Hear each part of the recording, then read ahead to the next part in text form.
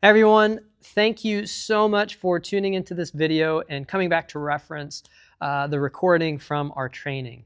This video will always be right here on our YouTube channel, just in case in the future you do need to come back and see some of the specific things about the handbook explained.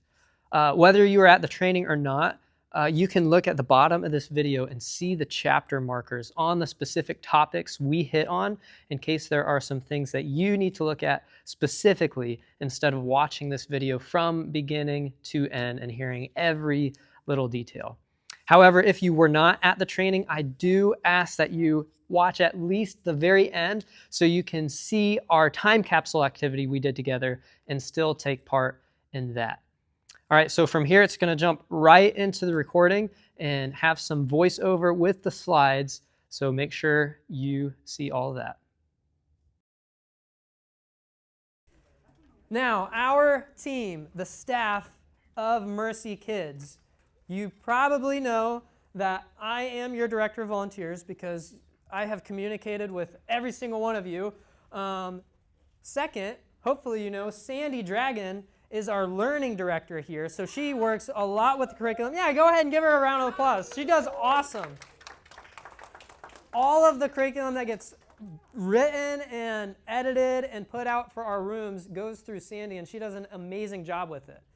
What you may not realize is that Caleb Beaverson in recent months has moved up to not only be the Mercy Students pastor, but he is also the Family Ministries pastor, which means he is the executive over the Mercy Kids team. So he is also a part of our team and does a lot in guiding me and Sandy. I almost said my own name.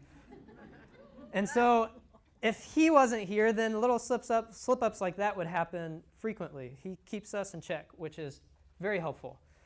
You may also not realize that Carolyn, who put together all of the food for us today, she is the head of the check-in team. So go ahead and give her a round of applause too. There she is, walking on in. Thank you so much for getting everything ready for the food. You may also not realize, there's another one, that Cindy Bickford, who could not be here today, she is a volunteer who we have moved up into an official title role because of how much she does with us. She helps with the curriculum prep, putting everything in the rooms and getting them all ready for us. And she helps write the toddler curriculum, which has been started in room 2 and is going super awesome. So I'm sad she can't be with us today as well, but wanted to give her a shout out. And I did not put this person on the screen, but I wanted to make sure to also shout out Meredith, because Meredith does an amazing job with onboarding new volunteers. And I just want to thank you so much for that because it has been incredible. Give her a round of applause too. Thank you. So that is an extensive team. And we have a lot of people putting time and effort into this. And it helps all of us come together as a community and do the ministry that we're doing. So thank you guys all for being a part of that.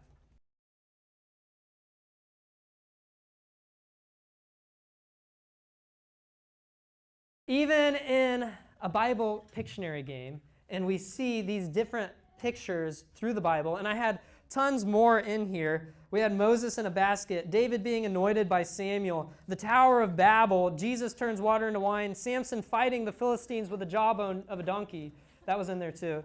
And Peter denies Jesus 3 times. These were just 10 random stories pulled out of the Bible, and every single story that we read, every single story that we teach on Sunday morning, God is working through a vision of Jesus.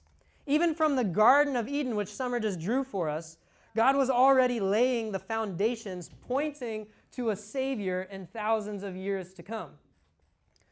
Similarly, everything we do in Mercy Kids has a vision.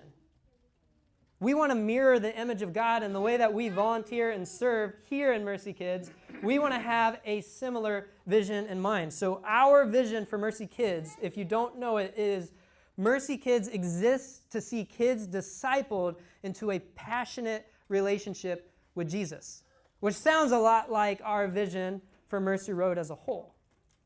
And so I want you to keep this in mind because here in a few moments, we're going to be talking about something that seems boring on the front end, seems mundane and just something to get through. But through all of these pieces, it's pointing us towards our vision to be able to work together as a team and all have the same vision in mind.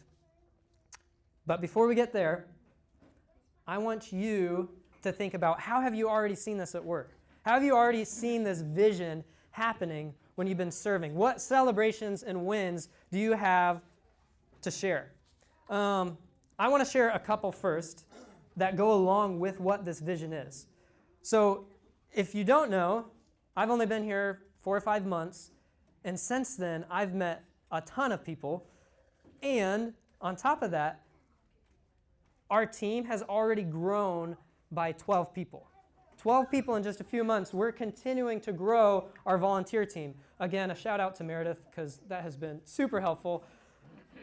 Also, a couple weeks ago, I shared with some of you, Mercy Kids hit the most kids we've ever had on one single Sunday with 167 kids, which was wild. Yeah, you can clap for that. That was cool. But while these two things are really cool and fun to celebrate, numbers aren't why we do what we do, right? Like it's cool to be able to see the numbers and see our growth and what we're doing. But if we really think about our vision, then there's more to it. And so I have one more celebration. This comes from Michelle Fulber, who you guys might know. She shared a couple weeks ago, She shared a couple weeks ago that that past Sunday was the first time her son Joey went to class after a full year of not attending Mercy Kids because he was afraid.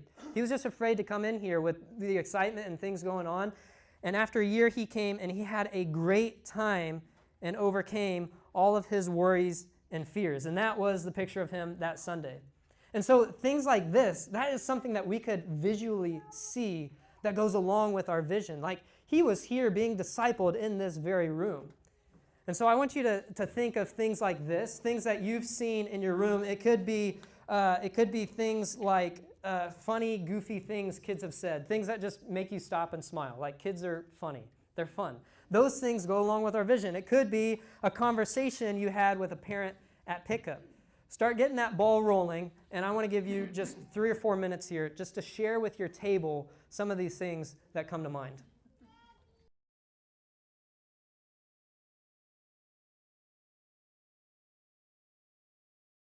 All right, thank you guys so much for sharing those celebrations. Just like, I couldn't hear a lot of the specific ones, but even just like the roar of conversation proves that we all have things that we've seen and experienced that are worth celebrating and sharing. And I want to give just a minute or two for some celebrations to be shared with the entire audience, starting with our friend over here, Bethany. She had one to share with the whole group. She did. Told me to do this. So it was a couple of weeks ago, maybe more like a month ago, but I had a little guy who came to room 6, and I hadn't seen him before, and I think it was Pastor Caleb that was giving the lesson, and he mentioned something about like the tomb that Jesus was in, and he leaned over to me and he was like, "Is that a real place?" And so for honestly the whole rest of the morning, I sat back with him and I just showed him pictures on my phone of the garden tomb. And just to see his eyes light up like, holy cow, like this is a real place, it's a real person, it's a real thing that happened. Like it just brought everything to life for him. And I think that's the most rewarding thing is to see it through the eyes of a child. Yeah. And just to see that wonder and the amazement, I was like, in the back, I'm like, oh my gosh, this is so cool. Thank you. There you go. Thank you, Bethany. I got time for 1 or 2 more. Does anybody want to share with the group? I see a couple people being voluntold. Caleb's coming around with a mic. Okay. A couple weeks ago, I was serving, and this little girl, she came up to me, And she started jumping up and down, and she was like, Jesus loves me, and she started going around the room telling everybody that. And Sammy right here.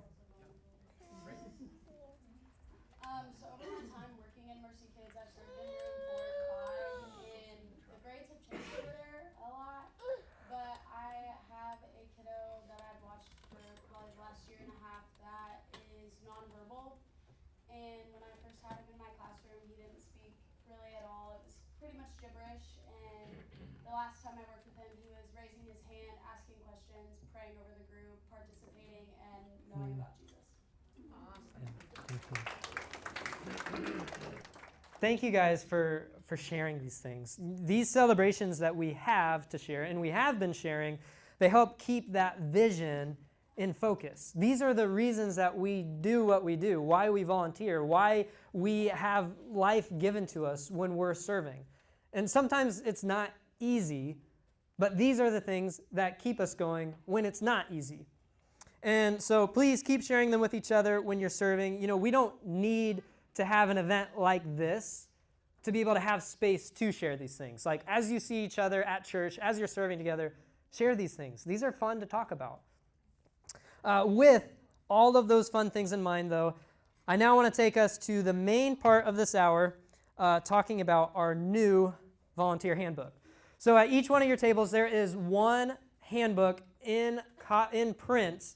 And then around your tables, there are codes to scan where you can get a digital copy and be able to flip through. If you don't know how to scan that, I am sure somebody at your table does, and they can help you out with that. So go ahead and look at that physical copy or scan to the digital so you can follow along with what's going here. And again, this handbook, it serves that same purpose of the celebrations. It helps us stay focused on what our vision is for Mercy Kids. Before I get going, I do want to call out, for those of you who have been serving for years, you've probably been through a couple different handbooks. This might seem a little redundant right now sitting here. So I just want to let you know that, one, there are updates that have been had to this handbook. Two, the policies that we're going to go through, they've been focused in and honed in a little bit. And also, again, for all of us, whether you've been here for 2 months or 4 years since the beginning of Mercy Road, these are the things that we need to know because they help that vision stay in focus. So, let's see. We are going to start by reading that mission, that vision, one more time. Mercy Kids exists to see kids discipled into a passionate relationship with Jesus. To go a little deeper into that, we accomplish this by purposefully sharing Jesus, being intentional with the way we speak and the things that we do, by partnering with families. You know, some of those things that we just shared, that's how we can partner with these families as these kids develop and learn and grow. We're pointing them to Jesus. 3, being safe. That's what part of this handbook is for. We want our kids to be safe. We want kids to be able to be dropped into a place where parents are like, I trust the leaders. I trust what's going on in there. And 4, we want to have fun. Because if we have all of this down and we're all doing good, but we're not having fun while we're doing it, then it's not going to make a big impact on the kids.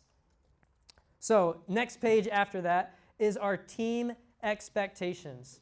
Or I skipped one on your copies. There is also the staff, but we already did that. You guys know that. So leapfrogging into team expectations. This is what I, for the time being, am calling the 10 Commandments of Mercy Kids.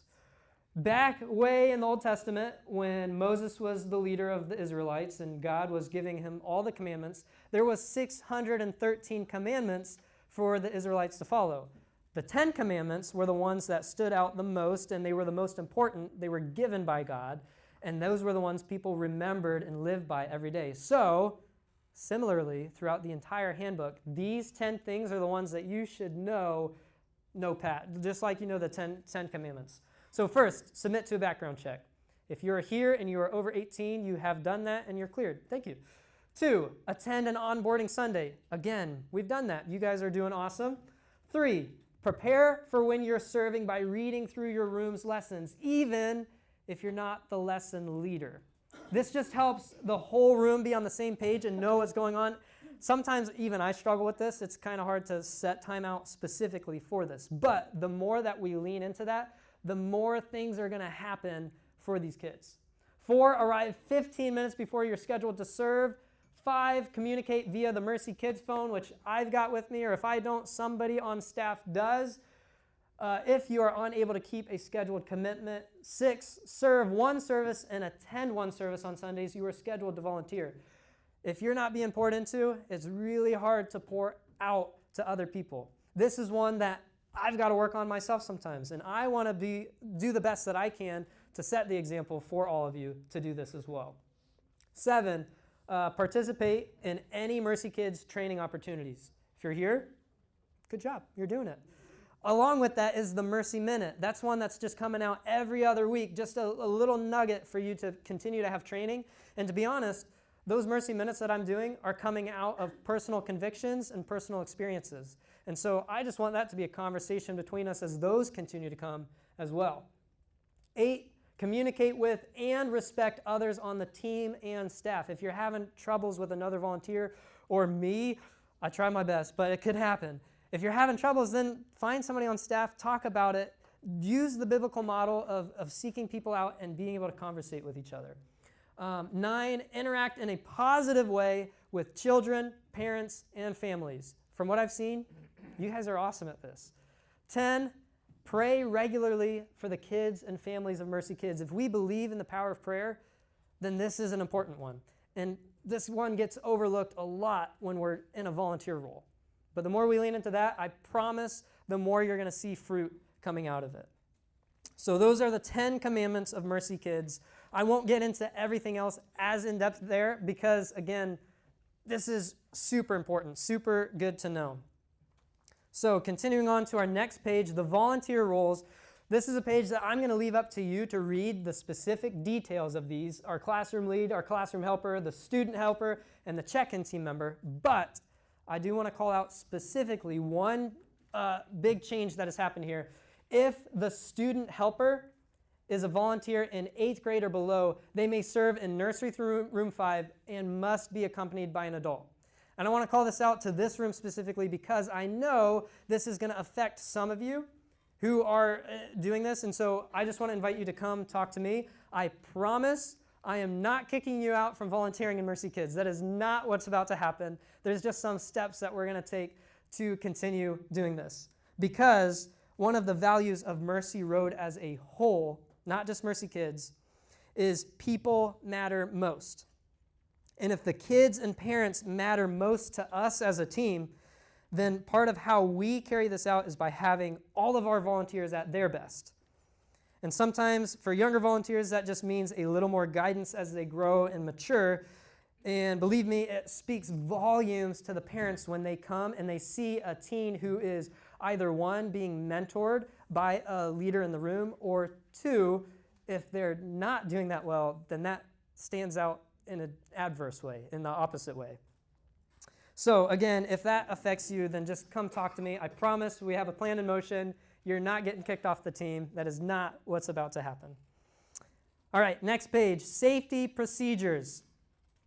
Starting at the top, the emergency procedures. This is something that is currently in the works, in the process, going to happen for all of these procedures to be updated from what they currently are in the room. And they are going to look something like this. This is from our friends over at Mercy Road Northwest, and they have this nice little paper here where you can flip and quickly see whatever the emergency procedure is. So we're going to work to create something like that for our rooms, so that way it's up there, super easy for you to find and see and reference in the case that something were to happen. So know that that is coming, it's just not here yet. And weapons, no firearms, no knives or anything like that. The whole Mercy Kids hallway, that should be easy to follow. Name tags. If you're not doing this, just lean in a little bit. Try to do it a little bit more right there. Connect the tag if the code matches with the parent and the kid. Again, if you already know them, you can kind of know who gets handed off to who, but if a family who's visiting is behind that person in line and they come up and then you check their tag, then it kind of creates a subconscious communication of like, oh, I don't know you, and so I need to check you even though I didn't check that last person. They don't know you don't know them, and so it's just a good practice, a good habit to be in, even if you know them, to do your best to still check it as they're coming. Next, nope, I jumped ahead. Walkie-talkies. You guys have started this a little bit more, so thank you. These walkies in the rooms are there for your benefit. If I'm floating off to who knows where and you need help with anything, just grab that walkie me, and I'll be down there as quick as I can to lend a hand, to help out. That's part of what I do in my role, in my position. And so I don't want you to feel pressure or overwhelmed when you're in the room. And if that happens, give me a call. I'll be right in. And then the last one on this page, the mandatory reporting. This is something also that is new that has been added.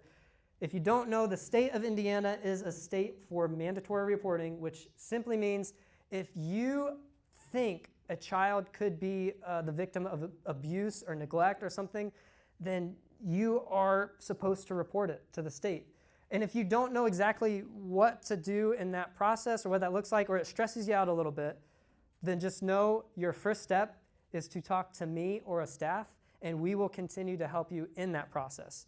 So I included a link in the handbook here, and it's just going to take you to this PDF file that's going to walk through specific steps and who's required to report, what situations do you think you might need to report. So if that is something that you feel you might need to look through, just follow that link, type it in on your browser, and go through that PDF real quick. Hopefully that doesn't stress you out. I know that can be a stressful topic sometimes.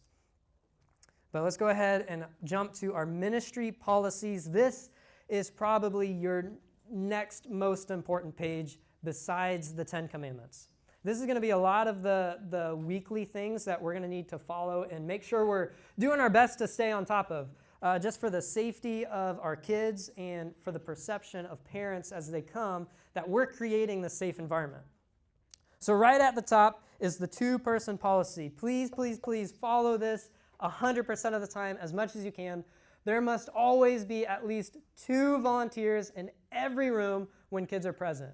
If one volunteer needs to step out of the classroom, which happens from time to time, and one volunteer remains in the classroom, the door must be left open. For no reason should there ever be a one-on-one with a child and a volunteer. That should never happen. I do recognize that there have been some certain Sundays where we're just low on volunteers. And if you happen to be the only volunteer in the room, please know that this is my goal, and I don't want us to ever have just one volunteer in the room. That's something I'm working on, and we are trying to get to. So next one, bathroom policy. I'm going to read that one off. Any volunteer who has cleared a background check may accompany a child to the bathroom, but not into the bathroom.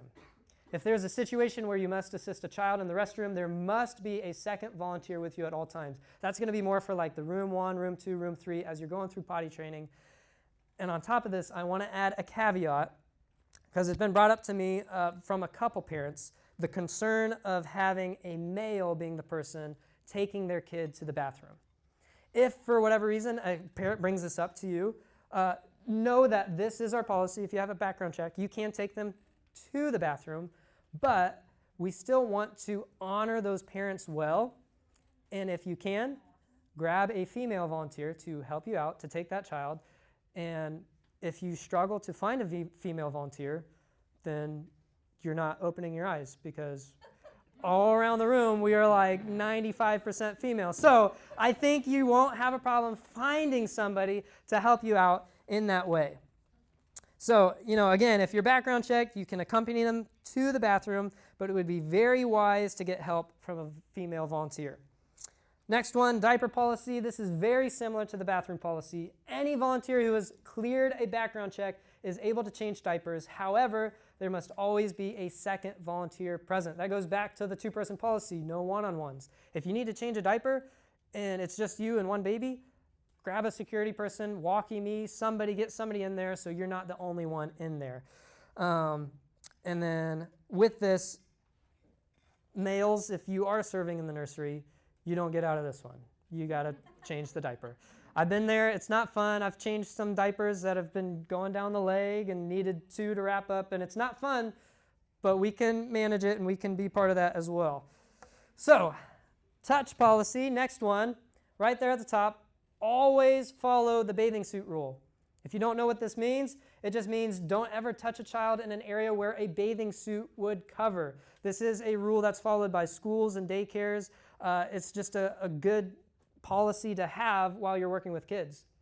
Side hugs, high fives, handshakes, fist bumps, those are all forms of appropriate touch with kids. Lengthy hugs, kisses, tickling, and piggyback rides are not appropriate, and any child over the preschool age, so we're talking like 5 or older probably, should not be held or sit in a volunteer's lap. I do get there's some specific cases where the child might need a little extra love and tender care. If that happens to be the case, again, we're going to come back to that 2-person policy. Don't ever do it if there's not another person in the room watching and making sure everything is being safe.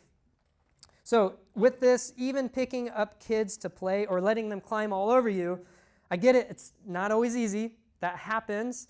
I am not much taller than the kids, and they find ways to climb on me. It's just how it happens. I'm an easy jungle gym. So kids don't have to work hard to climb on me. Like, I've been there. Things like this could happen. Now here, I was in a very controlled environment at a school, and we were having a ton of fun, but things like this probably should not happen in our classrooms because, one, imagine an accident happens and the kid does get injured somehow. That's going to come back on you as a volunteer and then us as a ministry together. 2, imagine you are a parent walking through and coming to pick your child up, and they see their leader having this done to them. What is that going to communicate to them? It's not always going to be the way we think it's going to go. If they see that, they see somebody lifting their kids in the air and spinning them around, some parents might be okay with that, but we want to be at the baseboard of if there is any family who might get nervous about that, then we want to be able to follow that as best as we can. All right. And then going down that right column, we got 3 more. The food and drink policy. For nursery through room 2, any food or drink provided by a parent, the parent, not us, may be offered to that child only. So again, that's going to be in their diaper bags. We get that a lot. We feed the baby the bottle to the baby. That happens. That's good. For all the other classrooms, the outside food and drink probably shouldn't happen. We've got allergies. We've got kids with hurt feelings. We've got all these different things that we need to manage in these rooms that could happen. So if they end up having something from here, like a hot chocolate or a water, or at the last church I worked at, we had sodas, which was maybe not the best idea for kids. If they have something from here, I would personally leave it up to the discretion of the class lead. However, I would prefer there to be at least a designated spot for the drink in the room where they can go to and get the drink and then come back and rejoin us. And my reason for this is we want to avoid spills, stains, sugar rushes, and again, those hurt feelings from other kids who don't have a drink. Because you get one kid that comes in with a hot chocolate in a room of 30 kids, then 29 other kids are going to go get hot chocolate. It's just how it works. So that's my reasoning behind that. Next to last one here, phones, social media policy. While you are serving in the room, please put your personal devices away, either in your pocket or silence or in a bag or something. If you need to take a personal call or respond to a message like you know there's going to be something coming in, then just let the other volunteer know. And so that way they can momentarily watch the class while you step out to the hallway. We don't want to be talking on the phone or texting or scrolling through social media while you're supposed to be observant of this kid, and you are the one watching them and being there with them. Along with the phones and social media, don't take pictures or videos of the kids while serving. If it's somebody that you're like close with and the parent has been like, oh, can you take a picture of them doing this or something? That's okay, but I would say and across the board, if you're taking pictures or videos and you're getting other people's kids in them, then that can come back to you, and that is not safe. That's not a good thing to have. So I would say just no pictures, no videos across the board. Volunteers are not permitted to be friends with or interact with kids on social media, text, or any other private means of communication outside of church. This is especially relevant to like the Room 6 volunteers. I've had kids who were in like 5th or 6th grade at my last job who were wanting to add me on TikTok. And I was like, that is, one, really scary that you're on TikTok, and two, never in my right mind would I want to add you. So if that ever comes up, the policy is no, don't add them. We're not going to go down that route. Tell them to get off of social media. It's just going to make their lives worse. All right, last one here, wellness policy. A child should not be checked into Mercy Kids if any of the following conditions exist: fever of 100.4 degrees Fahrenheit or higher, vomiting, diarrhea, shortness of breath or excessive coughing, green runny noses, pink eye, or other eye infections. If a child starts to exhibit any of these symptoms after checking in, a parent will be called and the family will be asked to worship from home. All of those things that are listed are pretty visual. You can see pretty easily, and so just use your own perception, use your own thinking in this as you see this happen. It's going to be pretty obvious. We should catch them at check-in, hopefully. If they get all the way to the class, again, walking me, come down. I'll talk to the family, but we don't want them to get other kids sick while they're in there. All right. How are you guys feeling? That was a lot. Good? Yes. Most likely we won't catch them at check-in unless it's a new family. So if they come in, don't think like, oh, they made it by check-in, maybe Yeah. they're fine. They probably Thank you. didn't come to us yet. So just Good point. We probably won't check all of them at check-in. I was thinking of the kid 2 weeks ago who puked in the parking lot. And if that happens, then then we'll probably see that and catch it. All right. The end here of your handbook. Oh, I didn't put a picture of it, so I'm just going to read it. The appendix. These are just simply extra tools for you that can be helpful if you don't already have something that currently works. So that first one in the appendix, the positive reinforcement. Reading through that is not our natural tendency most times, but calling out the positive behaviors and pointing kids towards that instead of frequently calling out the negative things and the negative things and the negative things, it helps them feel more of the positive. And this is actually an effective philosophy that schools and daycares and things use. And so that's something that, if you're not doing that, just try to catch of don't go do that. But instead call out the kid who is doing the right thing, who we might overlook sometimes because we're calling out this bad behavior, and try to bring the room towards that. So read through that and let me know if you have questions on that. The second one, attention grabbers. The ones that I have listed there are just a couple of them. There are so many attention grabbers that you can use. Today, Bethany was using capiche, kaposh. You read something out and you make sure the kids were listening. You say capiche, and the kids say back, kaposh. Thank you. Good job. Those are simple ones. I made up some that I used at my old job that were just fun, and they were fun. I did one with Sweet Caroline. I led a group of 4th and 5th grade kids, and when I needed them to get together, I would just go, Sweet Caroline, and they would go, good job. And then once they did that, they knew, our voices were off, our eyes are on the teacher, and we're good to go. Whatever works for your context and your personality and your room, use it. But I do want to say, whatever you find to work, be consistent. If you're coming one Sunday and you're not here for another month, then let the people who are serving between you know what you're doing. Get on the same page with each other. If you go from one teacher to the next teacher to the next teacher, and you all do something different, but the kids are the same, that's a lot for them to continue to turn and change while they're doing. So just be consistent across the board with as many teachers as you can and do that. And then the last one here, the final thing in the handbook, the classroom disruptors. This is for when a child is nearing the territory of not being able to stay in the room. So this isn't just a simple redirect. This is that kid who has just been losing their mind, and you're about ready to call me or security to pick up the parent and say, this kid needs to be out of here. It's infrequent. It doesn't happen all the time.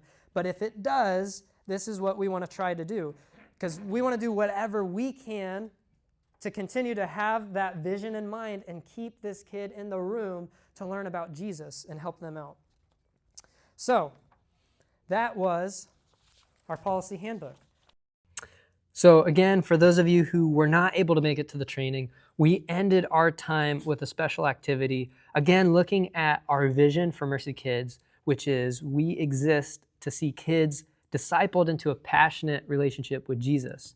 And with that in mind, we all went in and wrote things that are part of our own personal vision for what we want to see happen in Mercy Kids in the next year. And so we all wrote cards to ourselves so that in 1 year, we can come back to our training and see the things that we wrote. These are only for you. I won't open them and read them and see them. They're for you to write some prayers that you might have, some verses that come to mind, or some things that you hope to see God do in this ministry in the next year.